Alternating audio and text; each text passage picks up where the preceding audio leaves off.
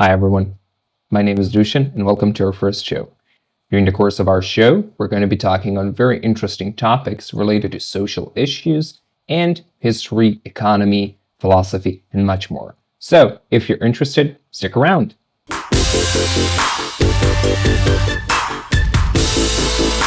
Our first topic is trade wars and tariffs. We have been subject of much debate and talk over the last few days about tariffs and how do they evolve, what's going to happen. So the world has pretty much been on edge, let's say. But do we really know what tariffs are and how do they look? And more importantly and interestingly, how do they evolve during history? Let's first start with explaining what trade wars are. Trade wars are economic measures imposed from one country towards another in which they limit or completely stop economic trade or economic contact with that country. That being said, let's use an interesting example. Now, let's imagine we have two countries. One is called Cowland and the other is called Milktopia. Cowland produces milk, which Milktopia doesn't have, and Milktopia produces cookies, which Cowland doesn't have. Now, how does their trade look and how does it revolve?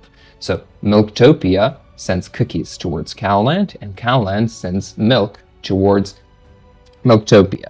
Now, at one point, Cowland decides to raise the price of milk, and Milktopia doesn't like that, so Milktopia raises the price of cookies.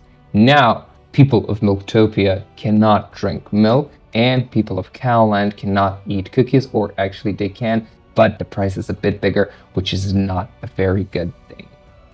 So pretty much that's how a trade war would look.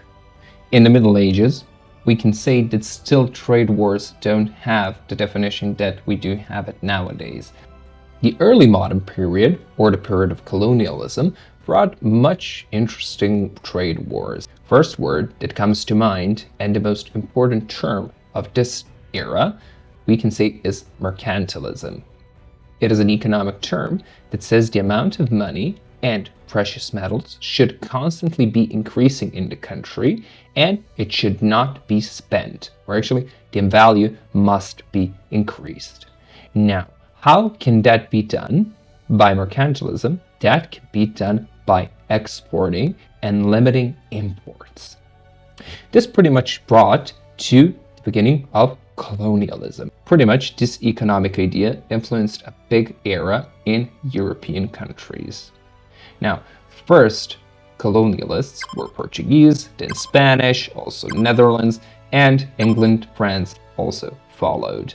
Firstly, Spain made the biggest expansionism on the Americas, from which they gathered a lot of precious metals. Also, spices, which were a very significant trade material at the time. Because Spain was strong at that time, a lot of the countries attacked their colonies because they wanted to get their hands on some precious materials.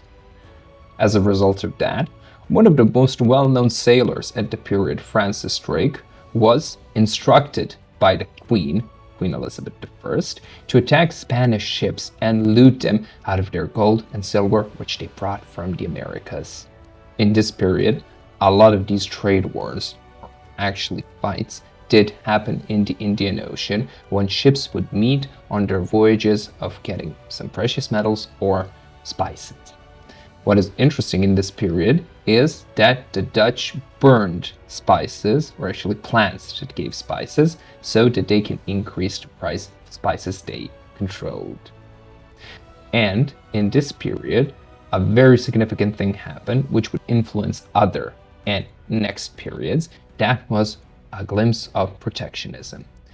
Because of the trade wars which were going on all over the world, England prohibited their colonies from trading with any other country. So they had exclusive trade only with their colonies, creating a form of protectionism which would influence next centuries.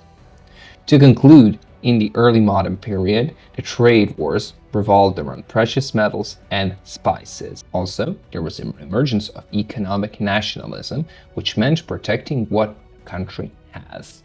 What does protectionism mean in this period? There was a big burst of industry and a lot of the countries wanted to industrialize and they wanted to protect their own industries. So what did they do? They imposed high tariffs on their products. So when you needed to export them, another country would need to pay a hefty import tax. That brought the creation of economic nationalism, and everybody wanted to protect their own products.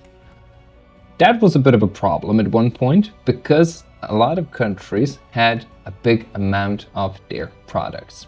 First, that was Britain, who had a lot of industrial products and a lot of industrial resources, and they wanted to export them, but wanted to make something that's called free trade. So in the middle of the 19th century, they started off with the idea of having lower tariffs and starting a free market. At that point, it really didn't live up to the challenges and really didn't live up to the standard it has had today and a little bit later.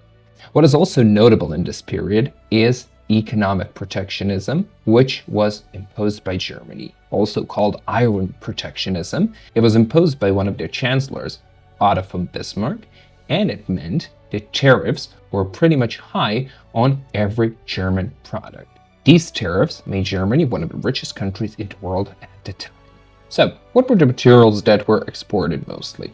It was heavy industry, textile, and in the end, it was black gold or oil. This was something that happened until the First World War. After the First World War, economic nationalism even strengthened. It was very hard to make a stable trade agreement between multiple countries, so pretty much it revolved around a bilateral basis. This meant that trade agreements were mostly signed only between two countries, and some kind of union was very hard to make. That was something that was going on in Europe. But if we have a look at the United States, well, things were not pretty much different. Since the Monroe Doctrine, the US didn't have any connections with European politics, but it also diversified its economy.